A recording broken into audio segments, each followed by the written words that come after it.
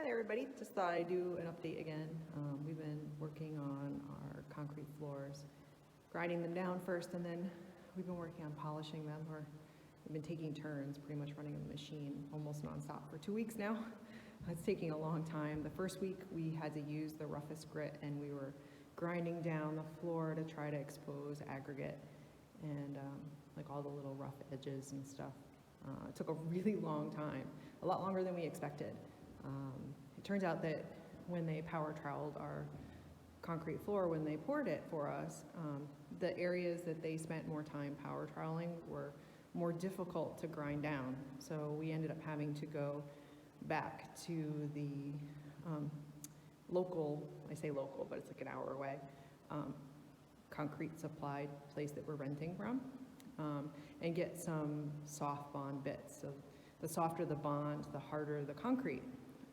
We had looked into renting the bits from them initially, and they were going to charge us $15 a day per bit, and the machine that we rented has 9 bits on it.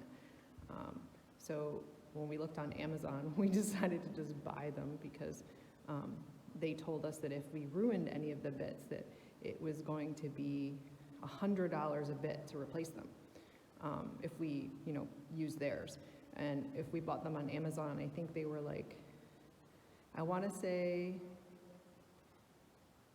for 3 of them, I think it was like about 90. So we decided that it made more sense to buy them, especially since we're going to be doing sort of a solarium greenhouse type room that will also have a concrete floor that we'll need to polish in the future. So it made more sense to just buy them since they last for, well, they say they last for like 50,000 square feet, so that's a lot. And our house is 2,700. They still have, we used up the 30, 40 grits quite a bit, just because we did it for a whole week, and we had some really rough stuff that we needed to grind.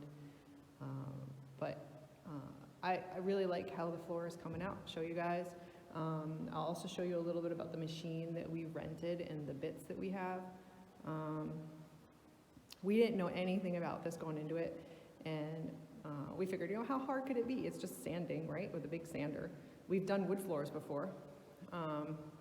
So we definitely learned some things, and we knew ahead of time that a heavier machine would be a better idea, but then we would need to also rent a generator, because you need a 3-phase to run the bigger machines, and we have no way of doing that. We have power, but you would have to set up, I have no idea what the cords would be to set that up, to run it from the barn over to here to run the machine.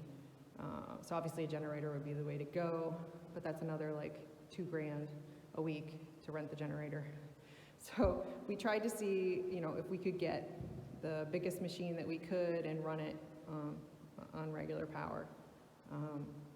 So, it took longer. We thought we would get it done in 1 week, but it ended up being 2 weeks. Some of that was the weather has not been helping us. We had, let's see here, 3 snowstorms, and today is supposed to be an ice storm. Thankfully, it's just rain. So it's been ruining our schedule and making us leave and then having us spend a lot of time digging snow out so we could get up here again.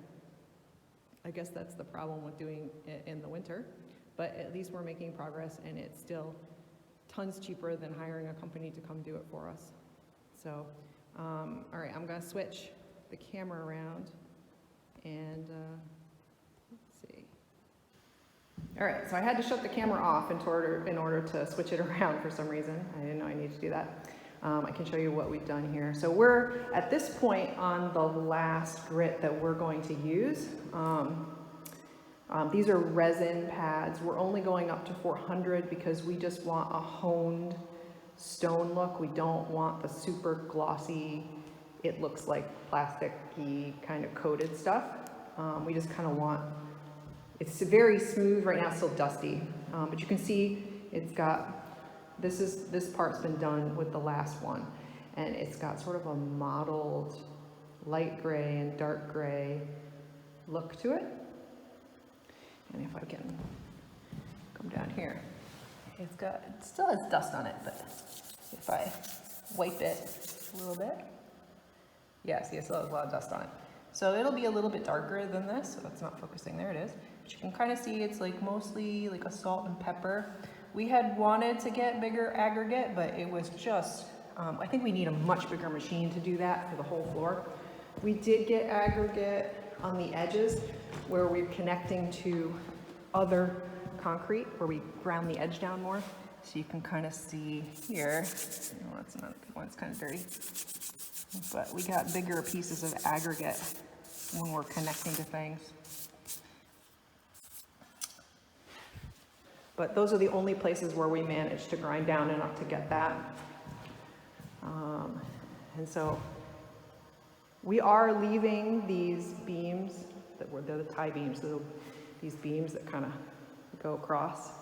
And then also there's ones in front of the windows and the doors, and then along the front. This one will be slightly visible, it'll be mostly covered up by the door that's going there.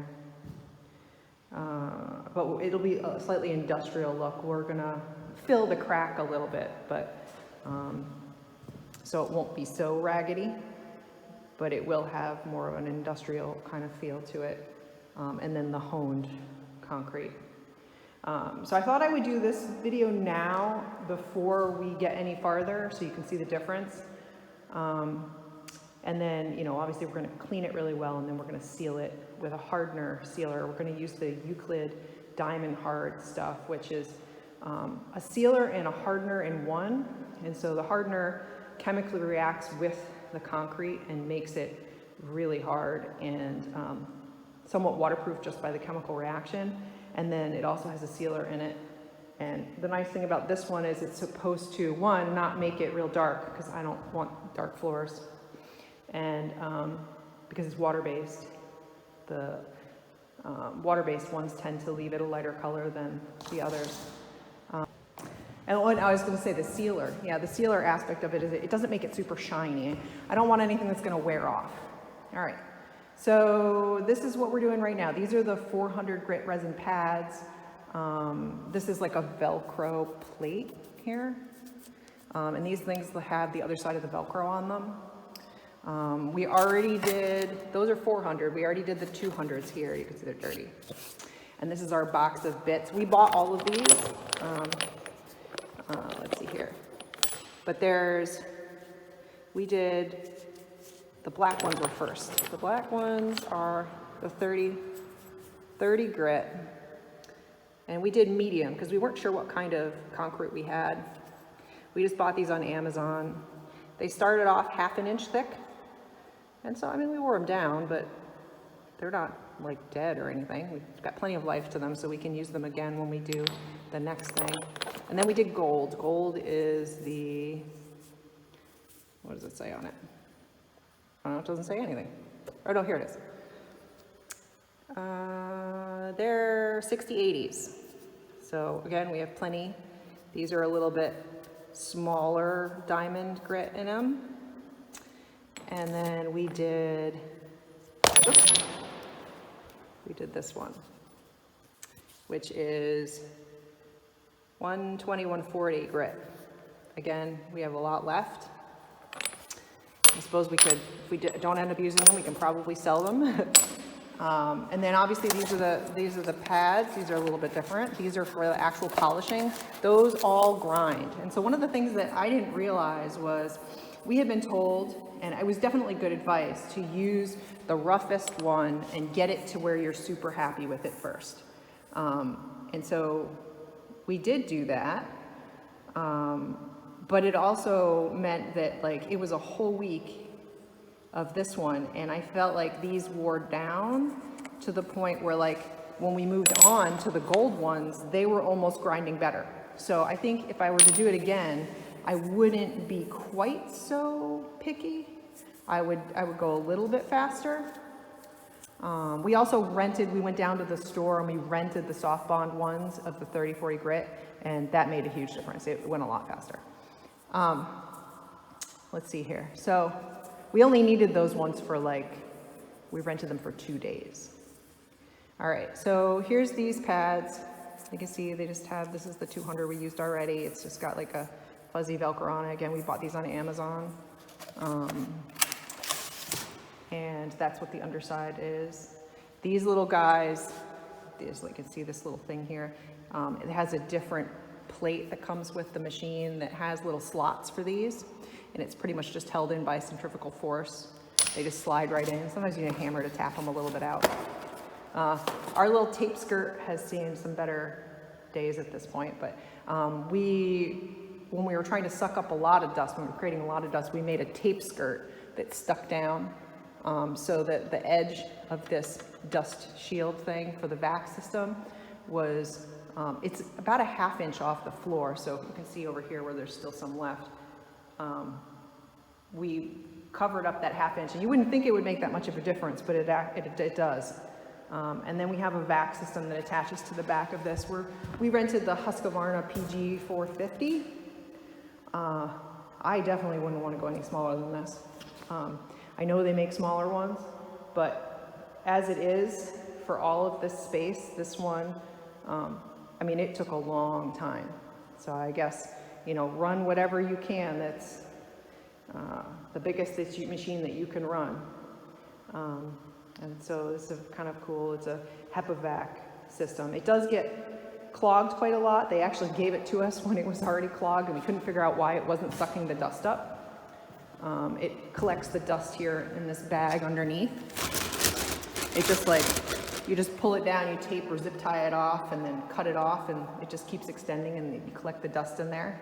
But inside this big canister in here, there's a big filter, and that filter, every once in a while you have to just wear like a safety mask and take it outside and tap it out on something because it gets clogged with the really fine stuff, and then the next thing you know, you just are not sucking up the dust, and that's not very healthy. And as it is, it's pretty dusty in here. Although it's mostly it's on surfaces. There's no dust in the air, which is good. All right, so that's our update here. I guess I'll walk around real quick here. You can kind of see. Doesn't look a whole lot different, other than everything is a little more even. And you can see where we skip places. Like this is where our kitchen counter will be. So there's no point in grinding underneath there. It just would drive us crazy. And this is our island. We left that as well. And yeah, anywhere where there's going to be countertops and stuff, we left. Didn't seem worth it. I think that's about it. I'll do another video when we're all finished and show you guys the results. It's definitely not perfect, but we kind of knew it wasn't going to be.